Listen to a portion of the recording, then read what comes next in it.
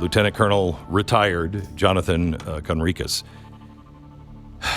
John, how are you today? So far, so good. Thankful of everything happening and happy to be on your show and discussing what we're about to discuss, Glenn. A lot of people were praying for you last night. A lot of Americans are a little freaked out. I'm not freaked out, but I'm very concerned. You know, one of the things that, the president, one of the things he really ran and won on is we're going to stop all these endless wars. And we don't have an end in sight for Russia and Ukraine. And this one, while this is your battle and a very important one, it is going to affect the entire world, what happened. What was the convincing evidence, if you can tell us, how close were they to a bomb? Yeah, I think you're right. And I think the concerns of the Americans that you referred to, they are very valid, that this will affect other people in the world. I think what Israel did has the potential to affect significant positive change in the region. And currently, the ball is in the Iranian hands. They have now the option to choose how to respond to what you, I think, correctly described as quite a magnificent and unprecedented military strike, surprise against Iran, taking out more than 20 of their senior leaders, conducting Amazing. hundreds of strikes in all across Iran, about 900, 1,000 miles away from Israel. We struck, and all of our pilots have come home safely.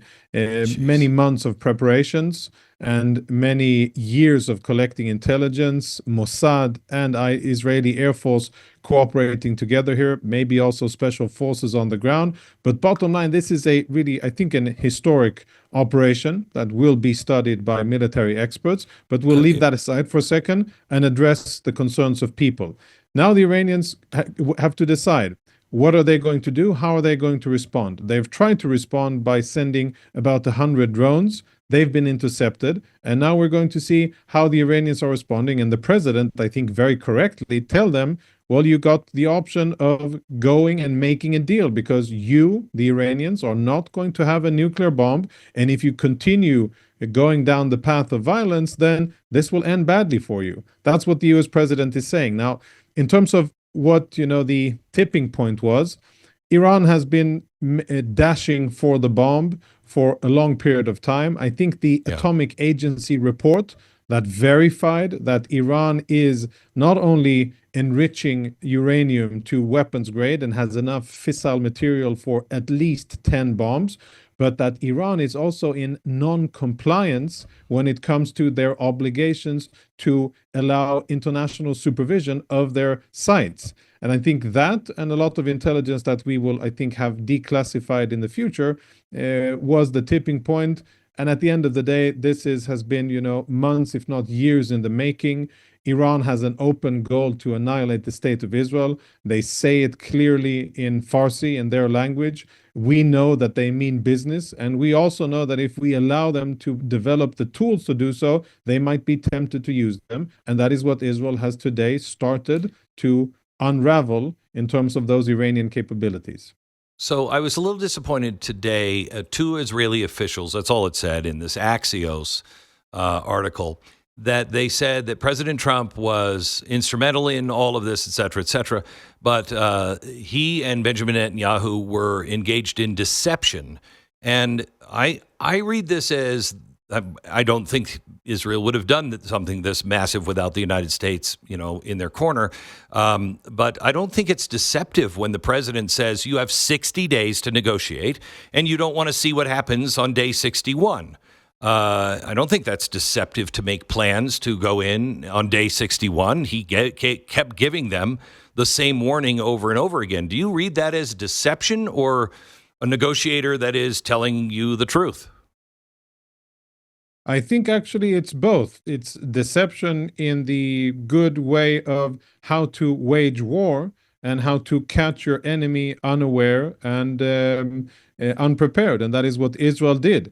Has the US president been deceptive? No, I don't think so. I think he's been very straightforward, telling the Iranians time and time again, this is the best deal that you're going to get. You should relinquish all attempts to enrich material in Iran, and you should allow full comprehensive inspection of all of your sites, nuclear as well as weapons development. And if you do that, nothing bad is going to happen, and we will probably freeze sanctions, and good things will happen to Iran. The Right. Iranian leadership heard that, but didn't do it.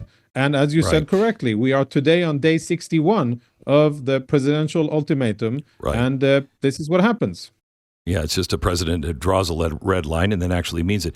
Ben Rhodes came out today and said war is breaking out because Donald Trump pulled out of the Iran deal and got humiliated by Netanyahu while trying to negotiate his own, and he's going to have a military parade for his birthday. This is the weakest strongman ever.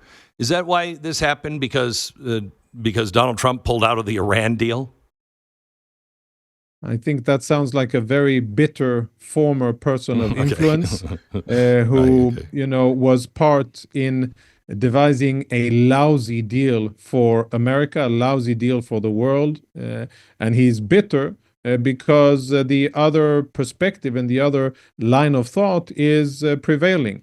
And I think that if we look at the current situation in the Middle East, the biggest destabilizing and terror supporting country in the region that has its tentacles or had its tentacles in Lebanon, Gaza, Yemen, Iraq, Syria, and that was trying to develop nuclear weapons, Iran, is now being right-sized and put in a tight spot. Maybe Mr. Rhodes has sympathy for the Iranian regime. I do not. I do not wish to be to see what happens if that regime is allowed to develop weapons, because I know that they are a genocidal and absolutely crazy regime that might do the most horrible things. And of course, Mr. Rhodes probably doesn't assess it like that because he lives far away and he isn't Israeli. But for us Israelis, it is as tangible and as existential as it gets. So I think contrary.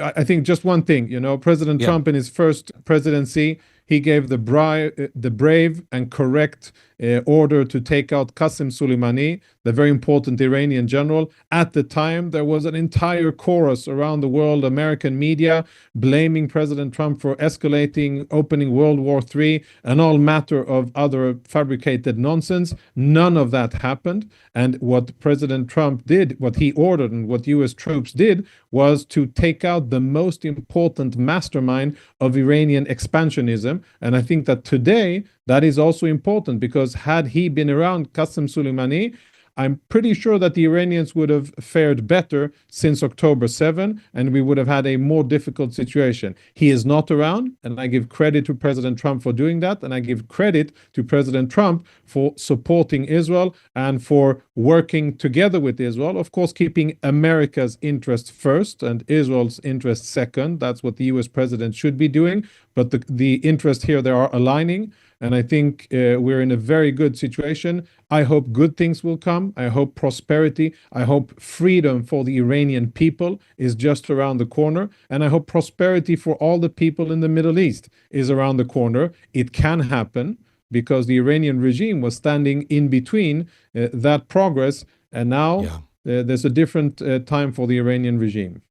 It would be amazing if we saw the regime actually topple and the people were free, because the Persian people are wonderful.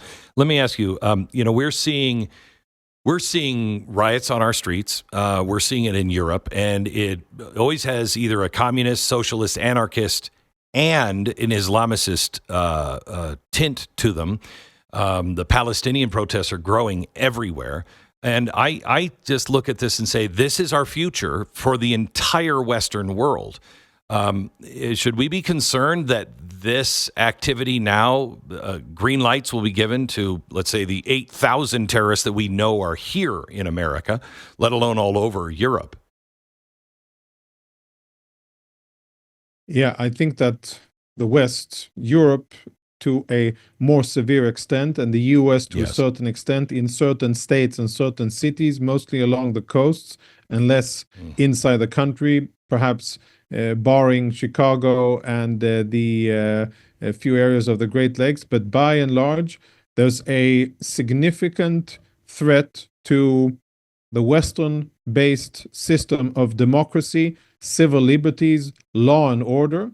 and it is being implemented on the ground and carried and pushed forward by many rogue elements, one of them being Islamists that are espousing terrorist ideologies and that deep down do not agree with the Judeo-Christian values that are today governing the world and led by free democracies. And they are trying to import their failed system of governance and their outlook on life, which they brought from the Middle East and from other places, and enforce that on free democratic societies.